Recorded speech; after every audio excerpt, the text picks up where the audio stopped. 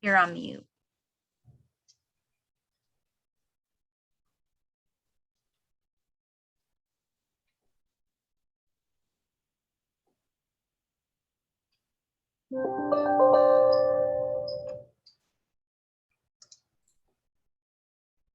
Hi, everyone.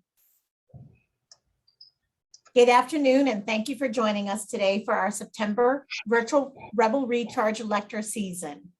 We have a great lineup of engaging and educational talks we are excited to share. And you can see our full schedule of events at engage.unlv.edu/events. My name is Stacy Purcell, and I'm proud to serve as the president of the UNLV Alumni Association. And it is my honor to personally welcome each of you here today. I would also like to give a special welcome and thanks to Renee Rivera-Gelfi, Coordinator for Programs and Events, who has produced today's virtual lecture. Mark your calendars now for our next Rebel Recharge scheduled for Friday, October 15th. The topic is Rebel Recharge, Video Models and Destigmatization, a qualitative study presented by Dr. Payal Sharma. Over a 3-year period, Dr. Sharma was deeply embedded in the hip hop and rap music industry to study the career experiences of video models, interviewing 46 models and industry informants, providing us with an insight into their careers. Our goal is to continue to grow our programs and events and to create fun, educational, and engaging opportunities for our alumni, faculty, staff, students, and community members. In addition, we continue to create partnerships that offer benefits to our growing alumni network. As Rebels, we are trailblazers, and we're proud to be the first university to establish a partnership with US Bank and their goals coaching initiatives. Here to share more about this free goal coaching program is Anna Salazar, Goals Coach. Anna, join us. Thank you. Good afternoon. I'd like to take a moment to thank the UNLV Alumni Association for allowing us to be a part of today's introduction and for our ongoing partnership to assist students think and prepare for life beyond academics. Do you have a partner to help you fill in the gaps? It's important to have someone on your corner as you navigate through the various stages of life, and we would like to be that partner for you. My name is Anna Salazar. I'm the Goals Coach Manager for the Las Vegas market. I have been in the financial industry over 30 years, the last 13 with US Bank, and I am a UNLV alumni. Obtained my BA in sociology in '98, and I also serve as advisory board member for the Customer Experience Certificate Program with continuing education. As goal coaches, we're not financial experts and we're not financial planners. We are prohibited from making product, service recommendation, or taking extensions and applications of credit, but we are here to support you, help you focus on positive habit changes, and we love to help celebrate milestones and successes as you achieve them. We also help remove roadblocks that you may face along the way.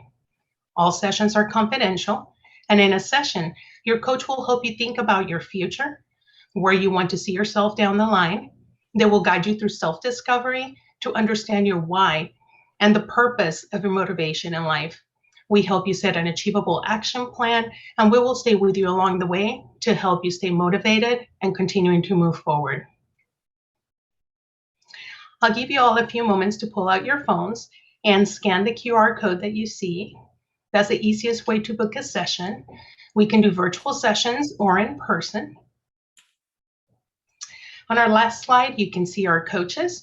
Once you're in the site, you'll be able to view all available coaches to you. You'll be able to see their background, and that will aid you in pairing up with a coach that you feel will best suit your needs along your journey. Once again, I would like to thank Alumni Association and thank you for all of your time today. And I'll turn the time back over to you now. Thank you, Anna. I'm excited to have this partnership with US Bank and look forward to you all taking advantage of this free opportunity. Today, we are excited to come together and celebrate Hispanic Heritage Month and provide this opportunity to learn more and recognize the vastness of the Latin culture and the achievements and contributions of Latinx individuals across the world. Now it is time for me to introduce our speaker for today's program, Amy Reed-Sandoval. Amy is an assistant professor in the Department of Philosophy at UNLV and in her third year here at UNLV. Her areas of research specialization include Latin American and Latinx philosophy, political philosophy, bioethics, decolonial theory.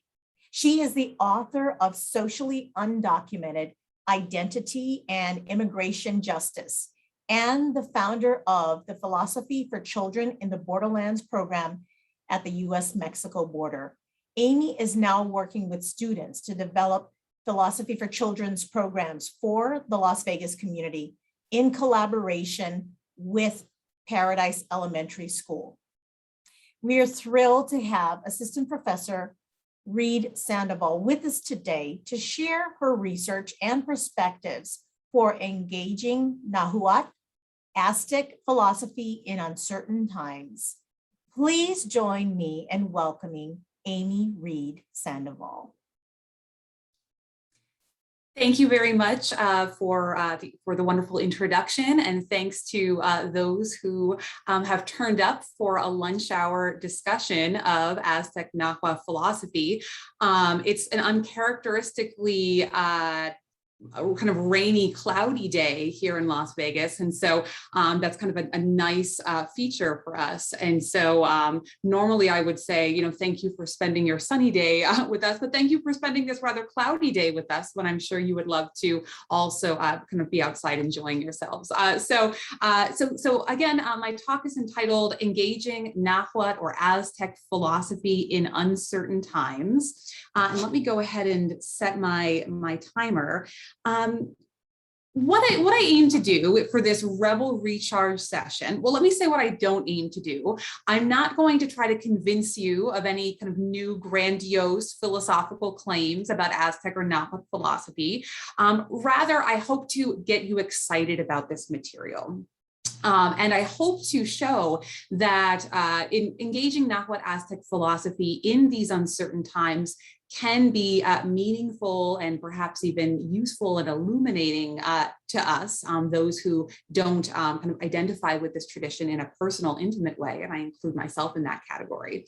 So I've taught Nahuatl and Aztec philosophy at UNLV and other institutions, and when I engage in dialogues with students about these materials, I find it rather soothing and inspiring when I'm thinking about issues like climate change and the pandemic and the uncertainty of our futures. And so I hope to show you that this can be really worthwhile. And perhaps after this talk, you'll feel inspired to go and do some more reading in this area on your own. So a couple of notes on terminology.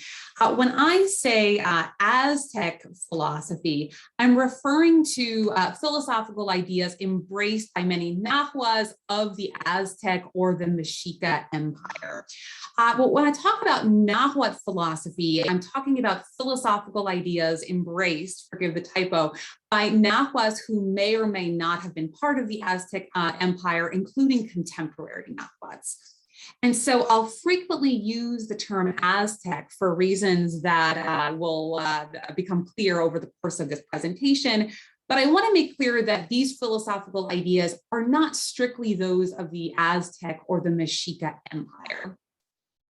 And just to note, today, more than 1 million people in Mexico speak Nahuatl as a native language. And so I want to take care in how I kind of present these philosophical ideas.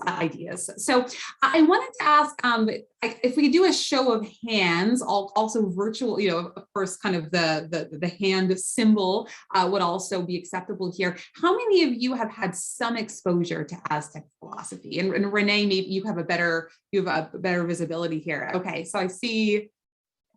How many hands have gone up? A few, okay. What's your sense, your read of the room, Renee? I have probably about a quarter. About a quarter, okay, great. And how many of you have come to this event because you don't really know much at all about Aztec philosophy, but it sounded interesting to you and you'd like to learn something today? Can you read the, oh, great, I can see the number of participants. Okay, well, this is wonderful. So I'm delighted that so many people have turned up to learn something new about Aztec philosophy. And for those of you who are bringing some expertise into this space, there will be there will be time for Q&A. And of course, please do bring your knowledge and your insights into this conversation, because this is, of course, like a collaborative effort. Okay, so before I start talking about some core philosophical ideas, and again, I'm just going to give you, for this recharge lunch hour, some snapshots of aspects of Aztec or Nahuatl philosophy with a view toward encouraging you to read more on your own. So perhaps those of you who have some expertise might crave more depth than I'll be able to give today, but I'll also give some reading recommendations at the end. Let me start out by sharing just some general context. So who were the Aztecs? And here I'm referring to kind of the Aztec Empire and kind of what kind of the community that's referred to in kind of the aftermath of colonization. So here's a little map that I've shared with you. This is a map of the Valley of Mexico around 1519. So this is the area that the Aztec that inhabited during the Aztec Empire, though of course we can have big scholarly debates about how far it extended. But the Aztecs arrived in the Valley of Mexico, kind of this area that's kind of now kind of Mexico City and the surrounding areas, and found an area that was considered at the time to be very inhospitable. This story is kind of important for thinking about Aztec philosophy. So as you see here, we have lots of brackish water, right? Do you really want to kind of build a town, build a city upon brackish water? The Aztecs were not to be deterred by these kinds of challenges. Through very impressive feats of engineering, they built a city upon these waterways. And you see references here, you see a reference in the top right to chinampas. They're literally floating gardens that the Aztecs created upon these waterways, and they managed to produce a very flourishing civilization in non-ideal conditions. And if you look toward the bottom, you see Xochimilco, which is now a borough of Mexico City. Today, I wanted to give you a quick kind of snapshot of Xochimilco today. Those are the trajineras, the boats that you can use to ride along the waterways, and you continue to see floating chinampas along the waterways of Xochimilco. So kind of very interesting. If we were in person, I'd ask, how many have been to Xochimilco before. But if you haven't been, maybe your post-pandemic trip can be to Xochimilco, and you can ride one of these beautiful boats and drink some pulque and see and kind of think about Aztec feats of engineering and Aztec philosophy. Okay, so a bit more context before I start snapshotting some philosophical ideas. I want to talk about Tenochtitlan, the so-called center of the Aztec world. So this was the former capital of Mexican or Mexica civilization, founded in 1325. Now, when the colonizer Hernán Cortés arrived in 1519, it had a population of between 200,000 and 300,000 people. And it is considered by some scholars to have been the largest city in the world at the time, so larger than many of the great European capitals. Of course, this is debated by scholars, but it's kind of an interesting fact to bear in mind to challenge some of our Eurocentric assumptions. And some of the colonizers arrived and thought that Tenochtitlan was the most beautiful place they had ever seen and lamented being on a mission to destroy it. Right? So it's kind of an interesting kind of people's history kind of perspective here. We focus a lot on kind of the big time so-called conquistadors like Cortés, but imagine being someone who was kind of less powerful, right, involved in this mission, and you're fed lots of misinformation about the Aztec or Nahuatl people, and you arrive in this civilization of Tenochtitlan, and you're struck by its beauty, and you realize that you're on this colonizing mission to destroy it. Imagine what that must have been like psychologically. Tenochtitlan was a multicultural city featuring peoples from Oaxaca and other parts of what's now Mexico and Central America, right? So it was, again, multicultural and urbane, and there was an energy there, and you would walk down the streets and hear lots of different languages spoken. Here's an artistic rendering of Tenochtitlan. Now, as many of you will know, Mexico City was built atop Tenochtitlan, right? Part of the colonizer mission, right? Building a new civilization atop the old, though of course archaeological remnants are there and are continuously being uncovered. Here's a painting of Tenochtitlan by Diego Rivera. I like this because it gives a sense of, again, these impressive feats of engineering and the chinampas, right? But this is kind of an image of what Tenochtitlan could have looked like prior to colonization. Now, to finish up this context discussion, let me also introduce you to two important figures. Does anyone want to, this is the 100 pesos bill. Anyone want to venture to guess who is featured on that bill? You can just unmute yourself and speak. Anyone want to try? No, don't worry, there will be more trivia questions to come. So that is Netzahualcoyotl, who lived from 1402 to 1472, a philosopher poet. This notion of the philosopher poet is extremely important in Aztec philosophy, as we'll discuss in a moment. He was the author of many flower songs, another notion that I will soon explore in more detail. And just some trivia, Netzahualcoyotl built a temple in which no human or animal sacrifices were permitted. Here's an example of a flower song. I'll give you two examples to kind of orient you towards some of the kind of textual analysis that some leading scholars have engaged in when they write about Aztec or Nahuatl philosophy. Does man possess any truths? If not, our song is no longer true. Is anything stable and lasting? What reaches its aim? Here's another example. Do we speak the truth here, O giver of life? We merely dream, we only rise from a dream. All is like a dream, no one speaks here of truth. And the late Mexican philosopher and historian Miguel León Portilla, and his very influential early work on Aztec philosophy, engages in textual analysis and explores these flower poems to make an argument that was controversial at the time when he wrote it in the context of his doctoral dissertation, making this case that the Aztecs of the 16th century did in fact do this thing we call philosophy. So I want to introduce you to just one more important figure, Fray Bernardino de Sahagún, a Franciscan Renaissance scholar who was born in Spain in 1499 and died in Mexico City in 1591.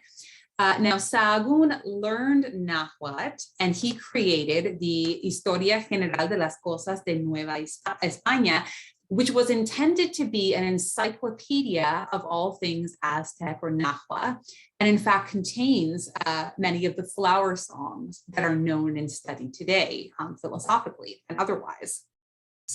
And one copy of this book was destroyed, and another found its way to Florence, and that book is now known as the Florentine Codex, which you may be familiar with. So about this codex, originally this historical figure, Sahagún, he had set out to learn more about Aztec thought or philosophy in order to more efficiently convert the indigenous peoples of Mexico to Christianity, right? He was not going with kind of the open mind of kind of the ideal researcher. He was on a colonizing mission. But he came, over the course of this work, he came to admire many aspects of Aztec thought. And what he would do to kind of gather this information is he would have Aztec elders answer questionnaires, and Nahuatl-speaking students would translate their answers into written Nahuatl. And Sahagún later translated this into Spanish in a process that took 30 years. And of course, what's interesting about this is that it raises ethical challenges, and it raises philosophical challenges for those of us who want to engage Aztec philosophy, right? Because this material was uncovered in the context of colonization, right? So just something I'd be very interested in hearing, your views on this, but it's something to think about as kind of yet another challenge of trying to do work in this area, scholarly work in this area. Okay, so that was some context. Let me move into my second section, which is about Nahuatl or Aztec metaphysics. Now, ultimately, I'm going to, make my proposal that I think that it can be very valuable for us in our current times of uncertainty to engage Aztec philosophy, and I'll think about Aztec ethics. But this is a very interesting system in which understanding the ethics requires an understanding of the metaphysics. So let me get into some snapshots here. I'm going to share kind of a few key terms and a bit of the Aztec origin story. The first key term is teot. Now, teot, and I should say that in this discussion, I'm indebted to both the work of Miguel León Portilla, which I've already mentioned, and also the philosopher James Maffei, who's written an excellent book called Aztec Metaphysics. So if you want to learn more, do check out that book. So teot is a sacred force that is identical with everything. So everything is teot. You are teot, I am teot, we are teot, everything is teot. And teot is similar to, and yet broader than, the concept of God, and it's perhaps more akin to the concept of the sacred. Teot can be also understood in terms of constant movement and energy and self-generation. And this, argues James Maffei, makes Aztec metaphysics a kind of process metaphysics. And teot's particular process is a duality, taking the form of polarities like being and non-being, order and disorder, life and death, light and darkness, masculine and feminine, dry and wet, hot and cold, active and passive, right? And these are polarities that they're in friction with one another, but at the same time bound together, right? And so here's kind of a bit more terminology explaining this process. The Nahuatl term olin refers to movement or change of the earth, cyclical completion. Nepantla, there's an academic journal called Nepantla, many of you might be familiar with this term, is a middling or binding together of creative and destructive pairs. And Malinali refers to transmission of energy between layers of the cosmos. Okay, so there's just a little bit of terminology and background to this kind of process metaphysics that Maffei describes as the Aztec world in motion. Now let me talk just a bit about what we might call the Aztec origin story. And again, this is a building up to an understanding of Aztec ethics, which I think can be very useful for us to engage in these challenging modern times. Again, those of us who don't personally identify with this rich philosophical tradition. Let me talk for a moment about the suns or the ages. You see, I'm so tricky. I spelled suns in two different ways. You'll soon understand why.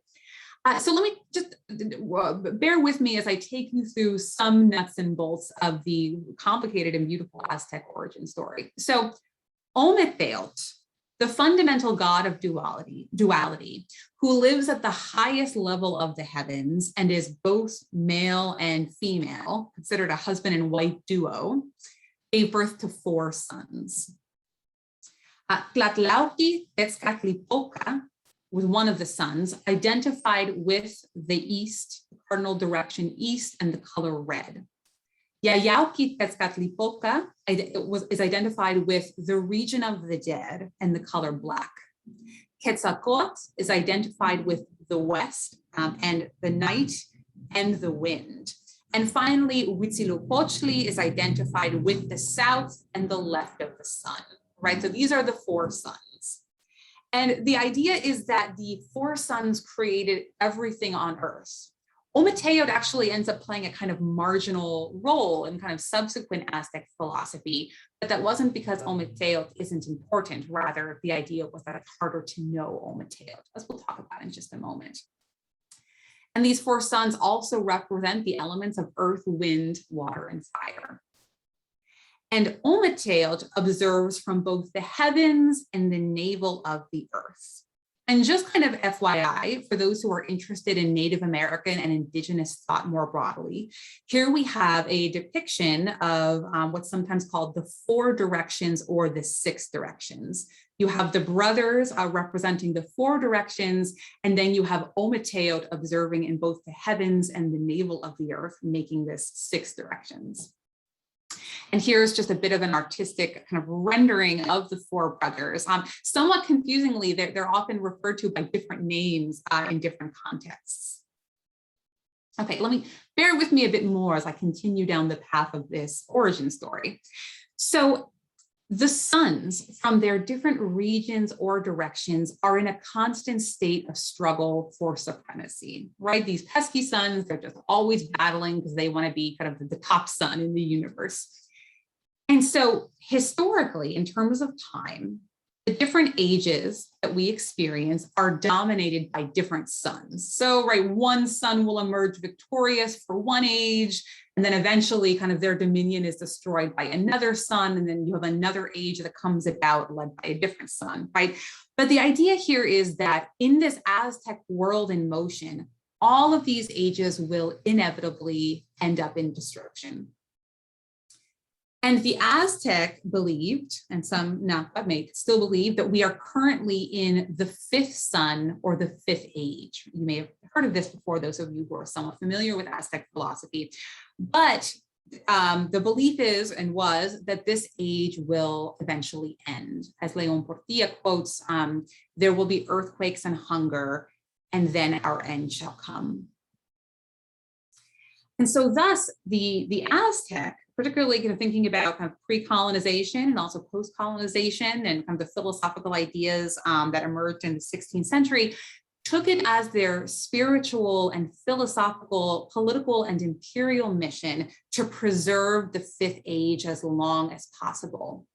And this, and we're getting to kind of the ethics of this soon, this involved learning to live and walk in balance. There's an important article, again, by James Maffei, to walk in balance. And this is the lesson that humans have to learn. And in fact, for this reason, Maffei calls Aztec philosophy a path-seeking rather than a truth-seeking philosophy. And it doesn't mean that truth isn't important in Aztec philosophy. It's very important, but in a different way than we might say it is in a lot of Western philosophy. Okay, so a final image here. Some of you who have traveled in Mexico or are from Mexico might be familiar with the Voladores de Papantla. And if you go to Mexico today, even Mexico City, outside of the National Museum of Anthropology at times, you will see kind of four individuals. There'll be a really kind of a high pole, and there are four individuals that are swinging around the pole. And they are representing the four directions and the four brothers. And as they're swinging around, this is emblematic of trying to preserve harmony in the universe, given that we live in this chaotic world of Teotl, in this world in constant motion. Okay, so this now brings me to the third and final section of my talk, philosophical lessons. Let's talk about personal development. So I don't think that we should be inspired by the imperial aspects of the Aztec Empire, right? But I think that the other aspects of Aztec philosophy, particularly in terms of personal development, and in fact, many forms of social development, can give us really important food for thought and lessons for these very challenging times. So let's talk about truth as a foundation. The Nahuatl word for truth, which is Neli, means well-grounded and firm. And so the Nahuatl search for truth then is actually a search for firmness and a foundation in a world that seems false and dreamlike. So again, it just this connects again to this origin story and this idea that our fifth age and sun will eventually come to an end. And this is a key motivating principle for Aztec personal development and education. Let's consider for a moment Netzahualcoyotl's famous poem. This might be the most famous of the flower songs. So many of you may have heard versions of this before. I, Netzahualcoyotl, ask this: by any chance is it true that one lives rooted in the earth? Not always in the earth, here for only just a while. Though it be made of jade, it breaks. Though it be made of gold, it breaks. Though it be made of quetzal plumage, it shreds apart. Not forever here on earth, here for only just a while. So we see here that there's an uncertainty, and there's kind of there's a lament in this flower song, and you see some epistemological puzzles emerging. There's this question of what we're ultimately able to know and to maintain is coming through here in Netzahualcoyotl's famous words. So the Aztec developed some important strategies for confronting this uncertainty in their search for Nelly in truth and a path, right, a firm path. And these include meditating and communing with the divine, often through flower poems or flower songs, education, which involves the development of a face and a heart, and finding space for some sense, some semblance of free will in the face of apparent determinism. I'll talk about this in just a moment. Let me talk about communion with the sacred first. So as León Portilla notes, Aztec tlamatinime, or wise people or philosophers, questioned the extent to which we humans could in fact know the sacred. A little bit of epistemological pessimism there. And one of the strategies that they used to try to get closer to the sacred was through a particular approach to poetry, which seems to generate deeper understanding through a kind of divine inspiration or poetic reason.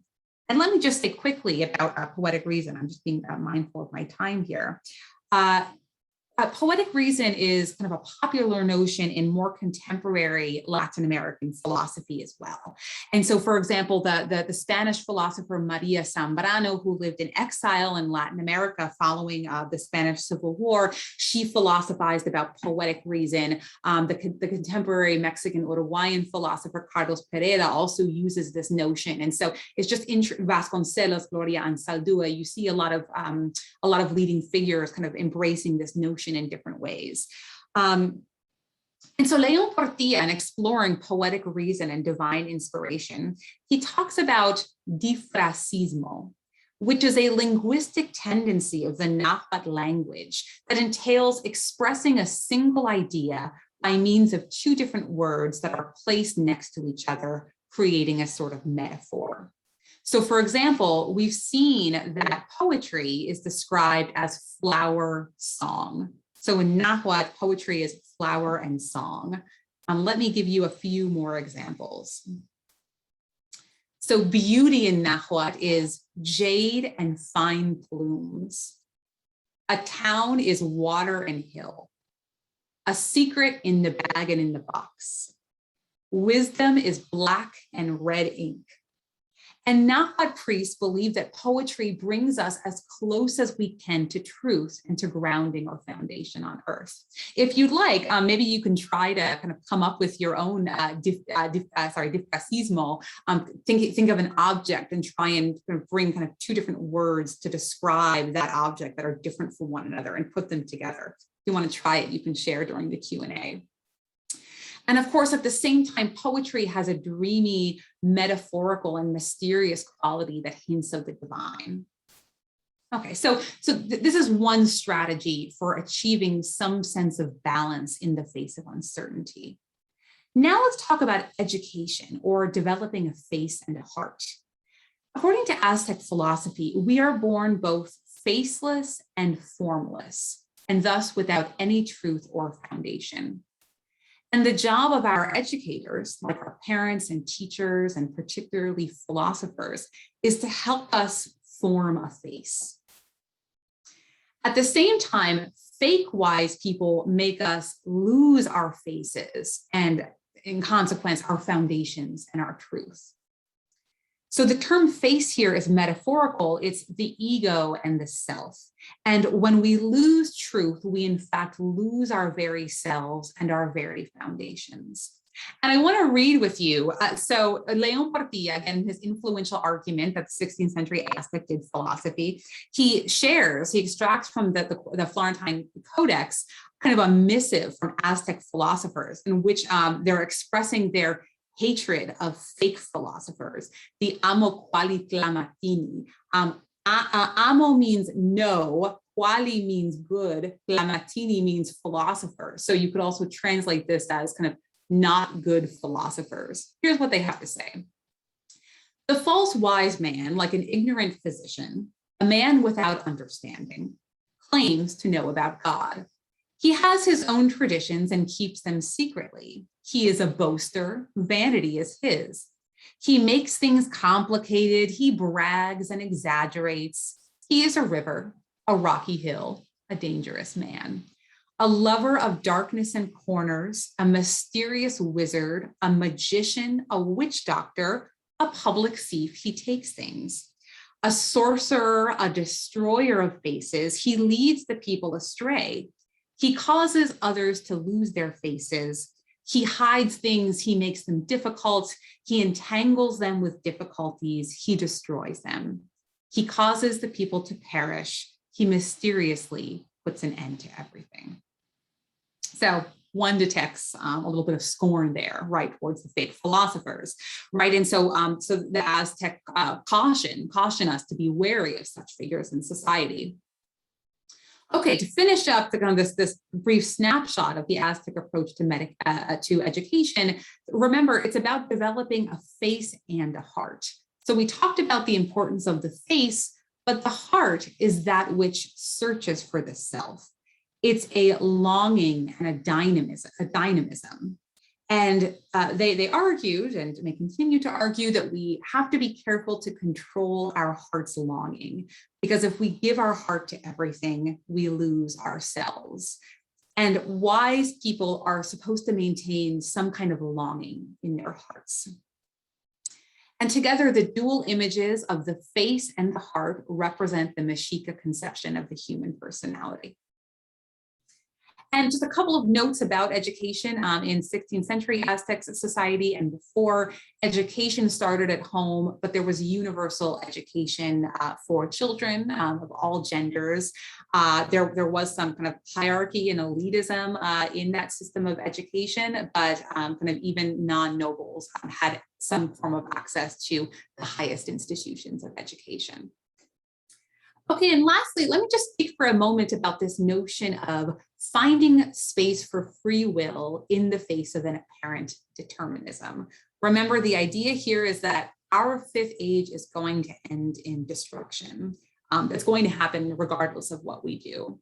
There were other kind of features of Aztec thought that made it seem like our freedom, our free will was limited.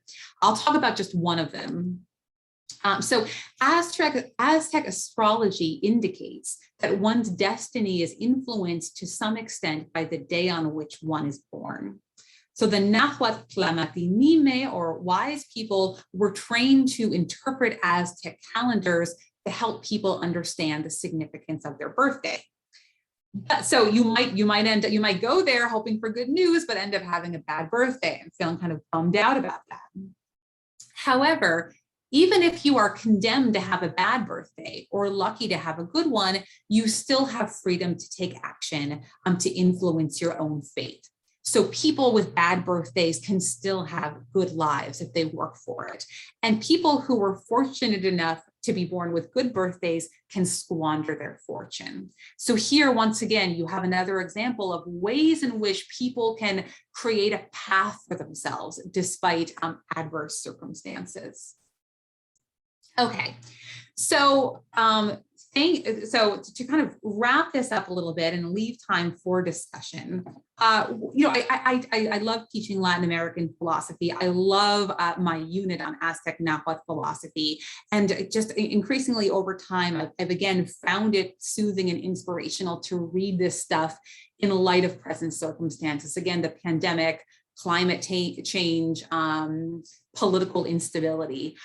What are some things that I personally find kind of really useful and inspiring about this? And again, this is just kind of me talking about my own experiences engaging this philosophy. And I'm not here to make a grandiose kind of philosophical claim of my own. Well, I like this idea of the world in motion, kind of regardless of kind of your own metaphysical ideas. You see here an acknowledgement and an acceptance of the fact that there's constant change and regeneration going on. And that can be a hard pill for us to swallow, right? But I like this idea of acknowledging it head on.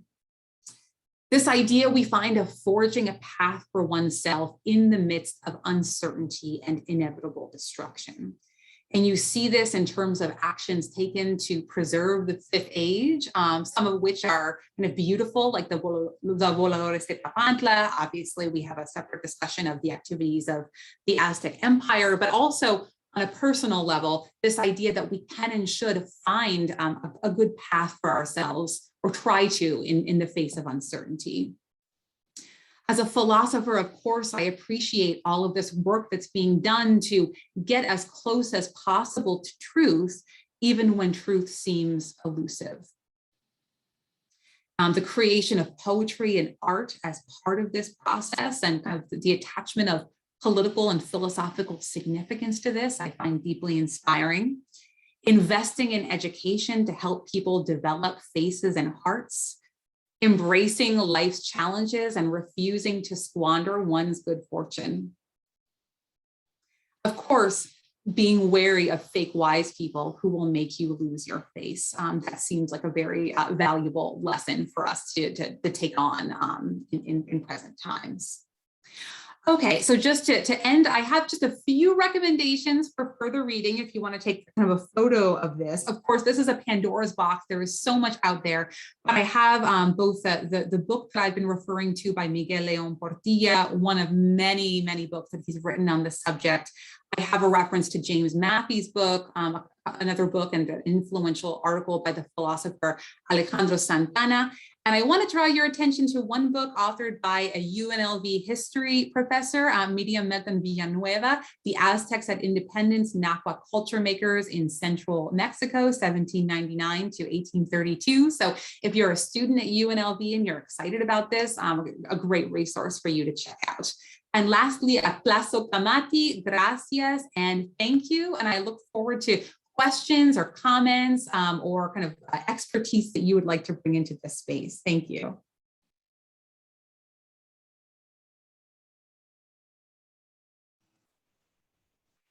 Thank you so much. That was wonderful. If anyone has any questions for Amy, please feel free to unmute yourself and ask her a few questions. There was a question in the chat for book recommendations, but you were on top of that, so you've already provided some of those book recommendations. Sure, and I'm happy to kind of provide more if anyone wants to follow up. There's just so much out there. It's really kind of, once you get into it, it's kind of hard to stop. Yeah. I had a question, if it's okay. Hi, Amy, good to see you. Good to see you, Todd.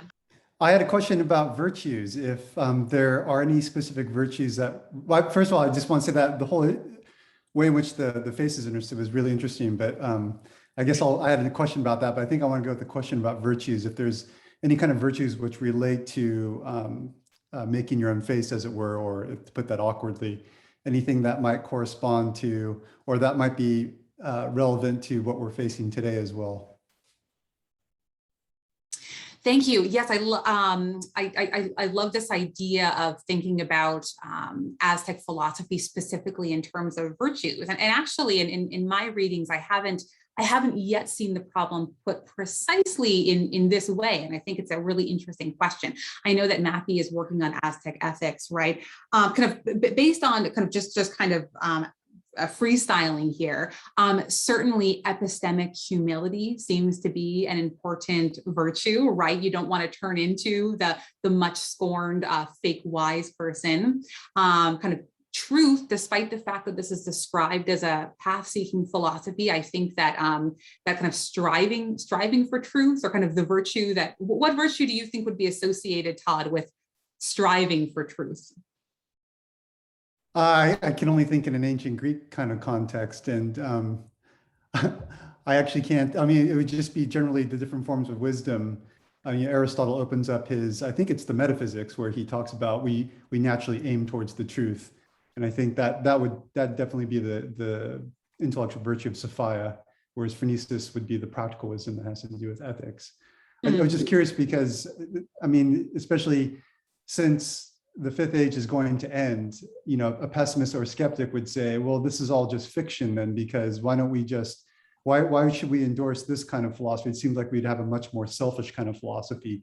So it's interesting to see that a whole culture just says, yes, this is going to happen, it's all going to end, but we can live a life that has value. And then I just want to resist this idea of trying to make that life valuable in terms of how I want to see it personally, because I think there's something else unique going on with what you were presenting that I can't quite get my head around. It's just this culture is fully committed to the end of the world in a way that Christianity wasn't. So it's a really unique kind of metaphysics and ethics when it comes together. Sorry, that's just thoughts off the top of my head. No, thank you. Yes, I am also really drawn to this. And I think, you know, I want to be kind of thinking kind of much more about this question. I think that also this idea of poetic reason, perhaps that the key is there, and the importance that you see within Aztec society being given to art and poetry, and kind of a different kind of philosophical engagement that's perhaps considered worthy in and of itself. Perhaps that's the answer, right? That kind of this very method carries worth even in the midst of kind of inevitable destruction. But that's a great question. One thing that I'll add that I didn't talk about in terms of virtues in the discussion was there was also a little bit of emphasis on kind of self-deprivation. You're not supposed to coddle yourself too much, and that was a part of Aztec education, because kind of the Aztec kind of throughout the empire often led really difficult lives. So there's also kind of an emphasis on preparing yourself for difficult things to come. That doesn't kind of solve the puzzle that you raise, Todd, but I just wanted to add that as well. Thank you for that great question. Thank you. I have Rylan who has a question, has her hand raised if you want to unmute yourself. Yes, thank you. Hi, Dr. Reed-Sandoval. That was awesome. There were some like super beautiful ideas there. I couldn't help drawing similarities between Western philosophers. Like I got some Spinoza vibes towards the beginning, and there was definitely some like phenomenology. But one thing that I saw that sounded super different was how education was handled in a more, you said there was still some like class issues, but it was more equal. And so I was kind of thinking back to our time doing P4C, and I was wondering if they had any, if there was any like community of inquiry-esque ideas within Aztec philosophy, like how were children viewed in terms of their ability to process complex ideas? Thank you, Rylan. It's great to see you explain. When Rylan says P4C, he's talking about philosophy for children, which Stacy talked about at the outset in her introduction. And so this idea that children are natural philosophers, and kind of a question about yes, kind of children's roles in terms of philosophizing in Aztec society. I'm going to be kind of very cautious, I think, in all of my answers to these wonderful questions that you're raising. I haven't encountered in my own reading something that struck me as a kind of real visible community of inquiry, kind of in terms of educational practice. But But I will re-emphasize that this kind of more philosophical education that was reserved for the children of the nobility, it was philosophical in nature, and there were avenues for non-nobles to access this education. So perhaps if in terms of comparative analysis, perhaps there were greater opportunities for kind of pre-college philosophy in 16th century Aztec philosophy than there are now. And I would certainly say that philosophers at the time had a much more public role and were also engaged in interpreting the Aztec calendar and other roles. So that kind of increased public availability of philosophical experts might have enhanced opportunities for public philosophy amongst children and others. But that's a tentative reply, Rylan, but a great question, and it's great to see you. Yeah, thank you so much. Amy, there's a couple questions in the chat, and I can read the first question, and then can you see the chat yourself? Okay, perfect. So the first question is, from the flower song, has that been translated from the language of Aztec people, or was it translated from Spanish? Yeah, so what you got was kind of a double. So it was translated from Nahuatl into Spanish and then translated from Spanish into English. So that particular flower song has been on a long journey. And was that any follow-up questions or about translation, or yes, but that's originally in Nahuatl.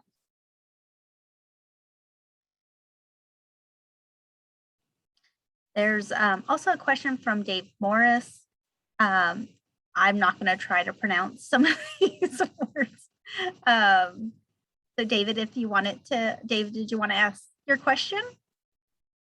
Yeah, I was, hi everybody. I was curious about the concept of, I think it's pronounced Nahuatl, and how it seems to correspond to Hegel's idea of thesis and antithesis, and Heraclitus's idea of there being a unity between apparent opposites. Is that like a Western lens being thrown on this idea, or is this sort of a deeper kind of thread in Nahuatl philosophy? Thank you for that wonderful question, Dave. Likely that is a kind of Western lens for viewing this, but of course, my own, I'm working within a Western lens. I mean, all of our attempts are necessarily going to be through a Western lens, at least those of us who are Western academics. I do think that a case can be made for a kind of a correspondence there, because yes, you have these polarities, you have these opposites that are very much in tension with one another, and yet there is a unity there and a binding through Nepantla. You're exactly right.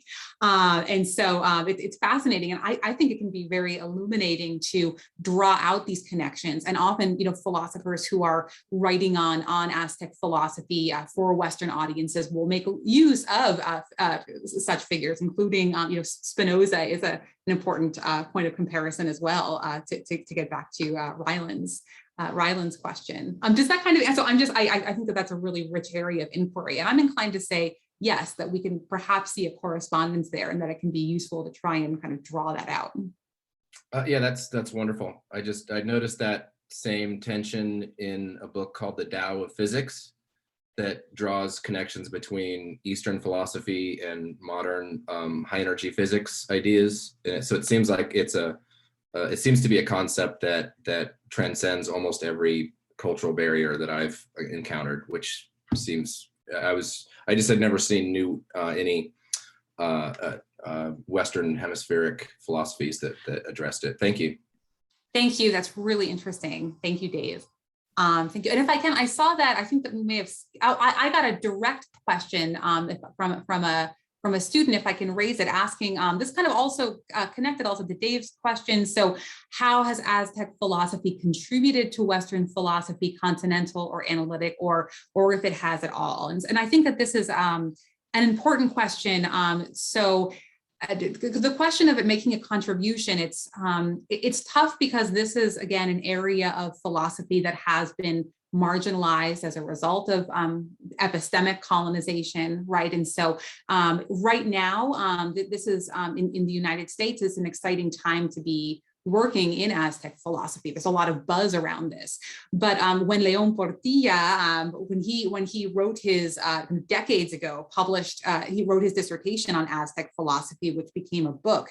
He had to really rigorously and strongly make a case for the existence of Aztec philosophy because people were very skeptical. And when his work was translated into English, it lost the title Aztec philosophy. It came to be known as Aztec thought. So perhaps it may not have contributed, but not because the ideas aren't worth engaging, but because they have been marginalized. But I do think that there's this kind of notion of poetic reason that I talked about. You see kind of evidence of this in Latin American philosophy and Mexican philosophy, which may not explicitly engage Aztec philosophy, but I think it's an interesting question, the extent to which a strong influence might be there. But I thought that was a great question. Thank you. I don't know if the student wants me to share their name, but it's a great question.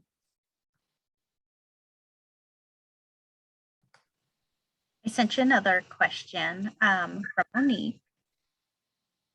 Did you want me to read that one? Oh, sure. Yeah, go ahead, Renee. Thank you. Okay, sure.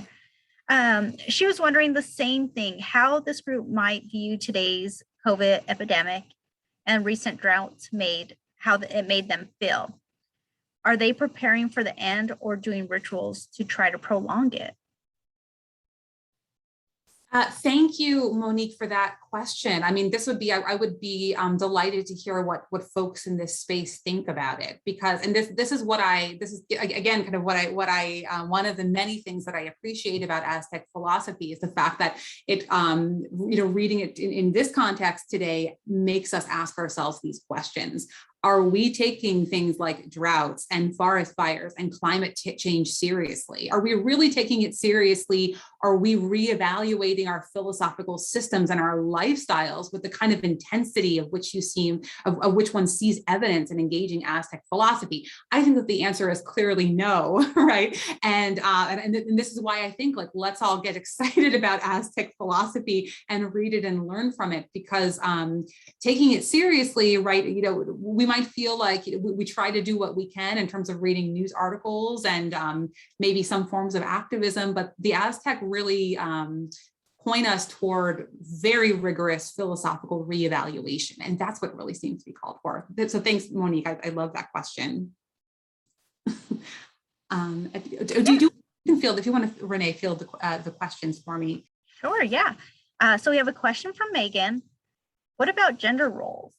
Are men viewed and regarded as more superior to women and everyone else? Does age play an important role in society? Great question. Thank you, Megan. I wanted to talk a bit about gender in the presentation today, but of course, one can't discuss everything. Of course, this is a matter of historical dispute. But if you read Stephanie Wood's influential work on the subject, you'll see some very important feminist arguments have been made to the effect that Spanish colonization of Aztec society made things so much worse for women, because suddenly, right, men had to become the patriarchal heads of the household, right? And so Stephanie Wood does a really good job trying to paint this picture of what it would be like to be a woman in Aztec society and suddenly find yourself stripped of all of these important roles. And of course, you even see kind of built into the origin story, the supreme god is both male and female, right? And so you see this kind of more inclusive kind of understanding of kind of the nature of the universe being built into the very origin story. And so I would say that again, that women were granted a much more important status in Aztec society, and colonization was very detrimental to them. Thank you, Megan, for that question.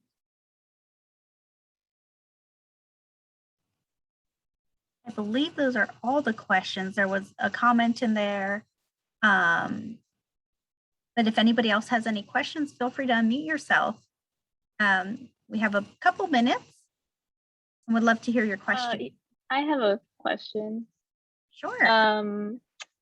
I was wondering if you thought that, or like, do you think that they would consider Western philosophers as no good philosophers? Because when I do a lot of reading with Western philosophy, I feel like sometimes they kind of make it a point to confuse you or like to try to keep things from you. Like in my opinion when I read it. I'm like, I don't really know what you're saying. Like they make it more hard to understand. So I was wondering if they thought maybe Western philosophers weren't that good of philosophers. Gloria, thank you for that question. It's a very interesting one. I certainly think that, I mean, I'm sure that when we were reading together the missive about the Amo Quali Clamatini, didn't we all have someone that came to mind, right? This idea of the person who's kind of using flashy yet confusing philosophical language to kind of perhaps enhance their reputation, but they're ultimately confusing people and causing them to lose their senses of self. So I'm not sure, I'm not sure what they would say about each and every Western philosopher, but I certainly think that there would be strong condemnation of those who are deliberately engaging in practices of confusion for their own gain. And I think that it's a very worthwhile suspicion to have in the back of one's mind. Gloria, did you have a particular philosopher in mind when I was reading that? Did you think, oh yes, this philosopher is an Amo Quali Clamatini 100%? Not one particular. I feel like there's a lot from what I've read, like in classes, that I'm just like, I think they're just trying to make themselves like seem smarter than they actually are. But yeah. Thank you, Gloria. Thank you. I see Natalie Martinez. Do you have a hand up, or was that a hand from an earlier poll? Oh, Natalie. Hello, great talk. It was a pleasure to be here. I had a question. I admired and I really liked that you shared the key terms at the very beginning. I wondered to what extent the language structure and the way it's the duality of these terms and the way it's so poetic influenced the way they were able to Aztec philosophy was developed. Thank you for that wonderful question, Natalie. Yes, so Leon Portilla, in his work that I just keep gushing over, he spends a lot of time arguing that Nahuatl is itself a very philosophical language, and he talks about the structure, the grammatical structure of Nahuatl as part of his case that the Aztec did philosophy. And I think that he was so convinced of the power of Nahuatl to bring us to these philosophical insights that he actually kind of brought in Nahuatl grammar as evidence in and of itself. And I think if we, if we sit back and try to create these if we try to create our own flower songs or try to define things in terms of two different words, it's actually a very challenging exercise. But I do feel like that very process, it feels philosophical in and of itself. And so thank you for that great question. Leon Portilla would love that question because yes, he thinks that Nahuatl is a very, very philosophical language.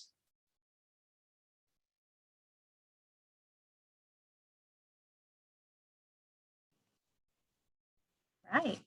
I do not see any other questions coming in. Again, any last questions? If not, thank you again so much for providing this insight, and it was just very, very well put together, and I'm taking away a lot of information that I did not know before. So thank you again. Stacy, did you want to say a few final words, or Amy, any final words from you? Thank you everyone for joining us. I wanted to thank everyone for their thoughtful questions, and most importantly, Professor Reed-Sandoval, thank you so much for your beautiful and wonderful descriptions and very poetic. It was just thought-provoking and really interesting to see how everything connects. It's just something that I will read further on some of the readings that you had offered and suggested. Thank you so much. Yay. Thank you, Stacey. Then my talk was successful. Thank you, Stacey, and to Renee for inviting me, and to all of you who came out to talk about Aztec philosophy. This has been so cool, and thank you for this wonderful conversation.